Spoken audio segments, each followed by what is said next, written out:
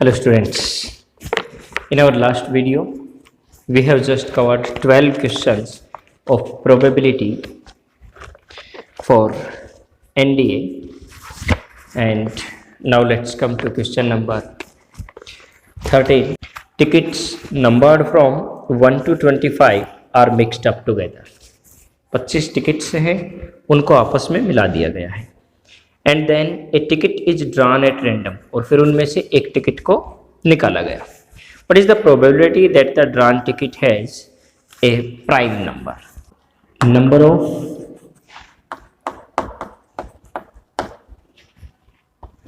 Tickets, that is sample space, and those are 25, and only one ticket is to be drawn. Therefore the number of elements in sample space is equal to 25. Okay, our event is the drawn ticket has a prime number. 1 neither composite nor prime. 2 3 5 7 11 13 17 19 and 23. These are the prime numbers in between 1 and 25. The number of elements in our event are 1 2 3 4 5 6 7 8 and 9. Therefore probability of this event will be number of elements in our event divided by number of elements in sample space. 14th question. In a lottery, 50 tickets numbered from 1 to 50. Number of tickets is equal to 50. 2 tickets are drawn at random. एक साथ 2 tickets को निकालना है, तो हम element से sample space कितने लेंगे? 50 C2, the number of ways in which 2 tickets can be taken out of 50. Okay, then our event is, what is the probability that both tickets drawn have prime number? Let's check prime numbers from 1 to 50.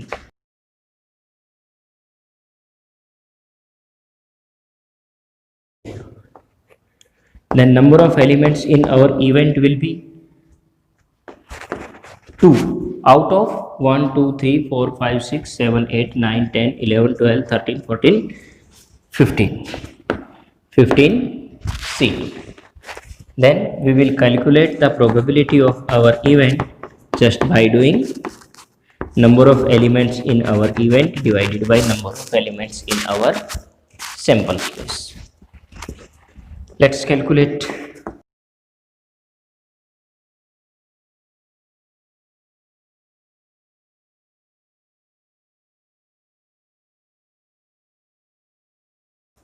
(21) divided by 245. B answer is correct. Okay, then let's come to our question number 15. What is the probability that an ordinary year selected at random have 53 Sundays? Okay, number of days in an ordinary year 365 days. हम जानते हैं there are 52 weeks in an year. Then we can write 365 as 52 multiplied by 7 plus 1. There are 52 Sundays because one Sunday in each week. Remaining days 1. And number of days in a week are 7. Therefore probability of the week this day as Sunday is 1 upon 7. 16th question. What is the probability that a leap year selected at random will have 53 Sundays? In same way, we have a leap year 366 days, that will be 52 multiplied by 7 plus 2. There are 52 Sundays plus 1 Sunday.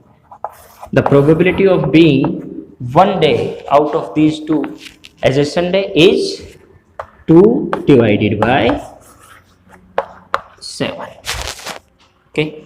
Our 17th question says that a card is drawn at random from a pack of 52 cards. The probability of being a spade or a king. Okay. We have two events. First event is the card should be spade or king. Let's check. Number of elements in our sample space is equal to 52. Number of elements in first event. The card should be spade. There are 13 cards of spades. Number of elements in our second event. 4. There are only 4 kings. And of a card being spade as well as king is 1, because there is one king in the suit of spade also. Okay. Therefore, probability of spade or king, that is n into E1 union E2 is equal to probability of E1 plus probability of E2 minus probability of E1 and E2 intersection, that is equal to number of elements in E1 divided by 52 plus 4 divided by 52 and minus 1 divided by 52. The ratio LCM is 52. 13 plus 4 minus 1, that is 16 divided by 52. Therefore, probability is 4 by 30. Answer C is correct. Okay. Let's come to question number 18. Two cards are drawn from a pack of 52. The probability of either both are red or both are kings. Number of elements in our sample space 52 C2, because two cards are drawn at random. Number of elements in first event, both are red and there are 26 red cards, or both are kings, there are 4 kings. And number of elements in E1 and E2, that the cards are red as well as kings, there are 2 red kings in all. Okay. And in the same way, we will calculate either red or a king. What we will do? Probability of E1 plus probability of E2 minus probability of E1 intersection E2, and that will be equal to E1, number of elements in E1 divided by number of elements in sample space, number of elements in E2 divided by number of elements in sample space, minus number of elements in E1 intersection E2 divided by number of elements in sample space, and we can calculate it easily. Next, question number 19. A natural number is chosen at random amongst first 500 numbers. Number of elements in our sample space is 500. Okay.